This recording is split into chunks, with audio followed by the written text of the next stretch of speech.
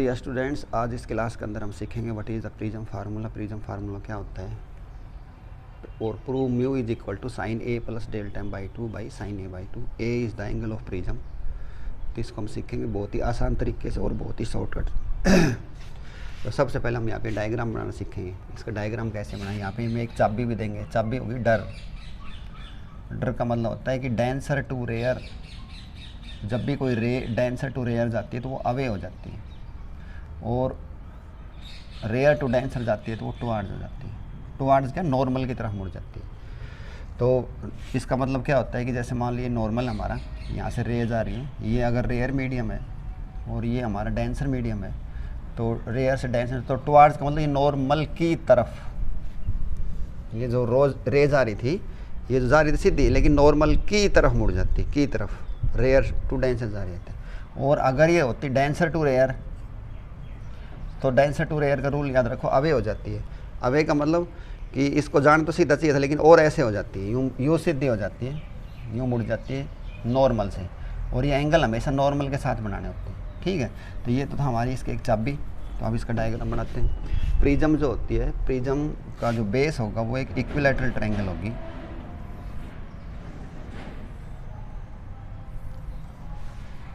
ये हमने ट्रायंगल बना दिया एक समानांतर। थोड़ी और अच्छी खुली कर देते हैं क्योंकि एंगल आएंगे काफ़ी।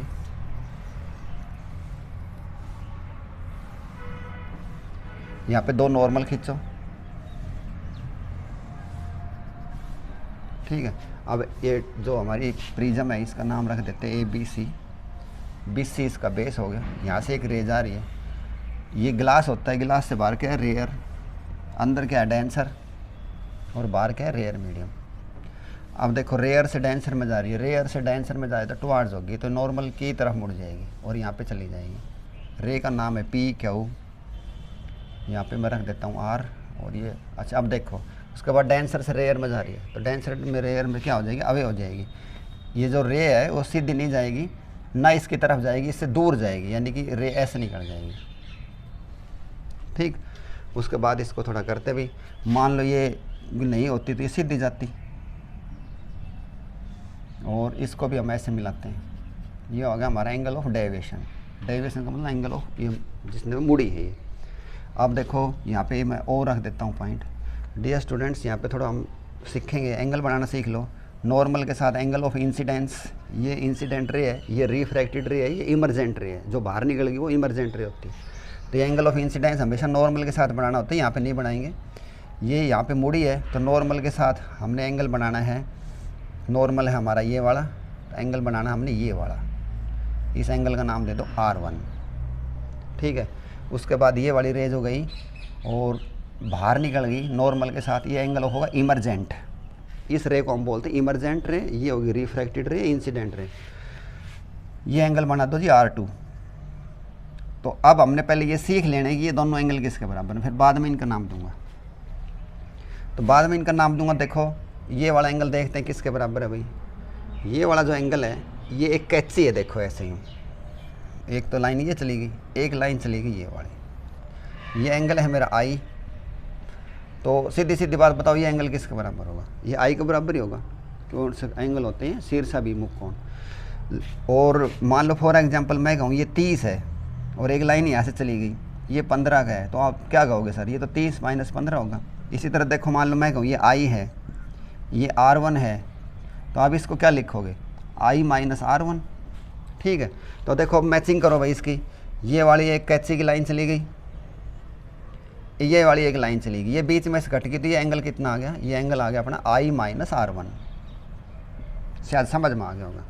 इनने जोड़ कर देखो, R1 से R1 कट जाएगा, I के बराबर ही आ जाएगा। कैची है अपनी ये वाली, ठीक है। इसी तरह परली तरफ चलोगे तो परली तरफ भी एक कैची बन गई, देखो एक ये बन गई, एक ये बन गई, इसमें R2 कट गया, तो ये एंगल आ जाएगा मेरा हमारा E माइनस R2, ठीक। और इस एंगल को मैं डेल्टा 1 नाम दे दूँ तो भाई, क्योंकि इस एंगल, इसको जाना तो चाहिए था, इस रे को जाना तो सीधा चाहिए था, लेकिन ये यहाँ पे मुड़ गई, तो इस रे को, इस एंगल को मैं नाम दे दूँ डेल्टा 1, और ये एंगल किसके बराबर है, डेल्टा 2। शायद सारा सीन समझ में आ गया। तो एक बड़ी वाली ट्रायंगल ले लो, पहले बड़ी वाली ट्रायंगल ले लेते हैं हमारी। ए क्यू आर। इस ट्रायंगल के अंदर क्या देखते हैं हम, ट्रायंगल जो है उस ट्रायंगल के सारे जो एंगल हैं उनका जोड़ कितना होगा 180। तो उसमें सारे एंगल कितने, एक तो एंगल ए हो गया प्लस एक इसका एंगल पूरा वाला ये है भाई, ये वाला देखो ये अभी खाली है यहाँ पे, जहाँ मेरी उंगली चल रही देखो ये वाला पूरा यहाँ पे खाली है, स्पेस है। तो डियर स्टूडेंट्स ये तो 90 डिग्री का है, 90 में से अगर R1 घटा दूँ तो यही बचेगा पूरा।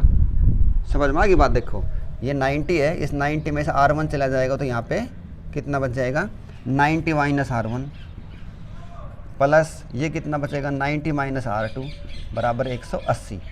इसको सोल्व कर दो, यहीं पे ही 90 से 90 कट जाएगा, 90 180 से 180 और यहाँ पे आ जाएगा हमारा R1 plus R2 is equal to ए।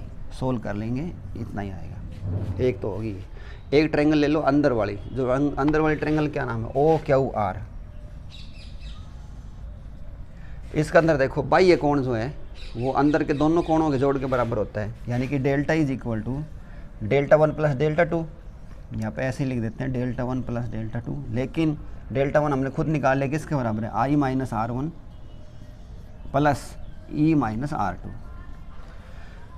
और इसको सोल्व करो, ये आ गया हमारा delta is equal to i plus e minus common लो R1 प्लस R2 और R1 प्लस R2 हमने ए के बराबर निकाल रखा। हमारी फाइनल इक्वेशन आ गई आई प्लस ई माइनस ए,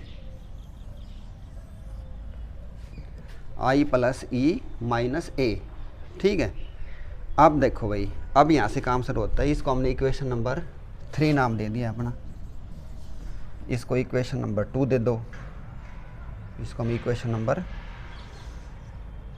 1 2 दे देंगे बाद में जो भी इसका नाम होगा। अब देखो जो इक्वेशन 3 है ना, इसको हम कैसे लिख सकते हैं, इसका स्क्वायर करके लिखेंगे। अब यहाँ पे बोर्ड पे आ जाओ, equation 3 can be written as delta is equal to इसका square plus this minus A. इसका स्क्वायर करो तो इसका स्क्वायर करो क्या आएगा आई प्लस ई माइनस 2 अंडूट आई ई, उससे ये कट जाएगा तो आई माइनस, यानी कि यही बात बनी रहेगी। अब ये मिनिमम कब होगा, जब ये फैक्टर गायब हो जाए, यानी कि ये 0 के बराबर हो जाए, और ये 0 के बराबर होगा तो इसका मतलब जब इसका स्क्वायर को हटाएंगे तो ये दोनों बराबर हो जाएंगे, अंडूट से अंडूट काट तो आई बराबर ई हो जाएगा, यानी कि ये वाला जो एंगल है तो किसके बराबर हो जाएगा ई के बराबर हो जाएगा।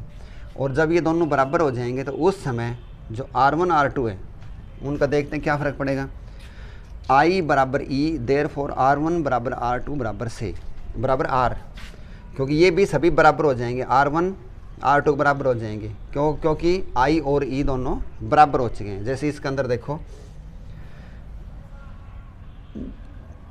आगे इसमें देखेंगे अभी। उसके बाद फ्रॉम इक्वेशन 3 वी हैव, जो इक्वेशन 3 थी हमारी, अब देखो इसके अंदर जब I और E दोनों बराबर हैं तो I बराबर E दोनों बराबर हैं, तो इस E की जगह मैं I रख सकता हूँ, क्योंकि I और E तो दोनों बराबर, इसकी जगह I रख लो तो माइनस ए। इसको सोल्व करो, I का मान आ जाएगा इतना। इसी तरह इक्वेशन नंबर 2, ये थी हमारी इक्वेशन नंबर 2, और इक्वेशन नंबर जो 2 थी वहाँ से हमने सीख लिया कि R1 R2 R के बराबर हो जाएंगे तो R का मान इतना आएगा। और डियर स्टूडेंट, जो हमारा स्नेल होता है mu is equal to sine i by sine r, उसके अंदर इसको हम रख देंगे, I का मान हो गया इतना, इसका मान हो गया, हमारा प्रिज्म फार्मूला हो जाएगा, सिद्ध हो गया है। और अब देखते हैं इसके अंदर, इनमें थोड़ी चेंजिंग कर लेते हैं। इक्वेशन जो है ये इक्वेशन इसको 1 कर लेते हैं, ये इक्वेशन 2 होगी, यहाँ पे इक्वेशन 2 लिख दो और यहाँ पे इक्वेशन 1 कर देंगे।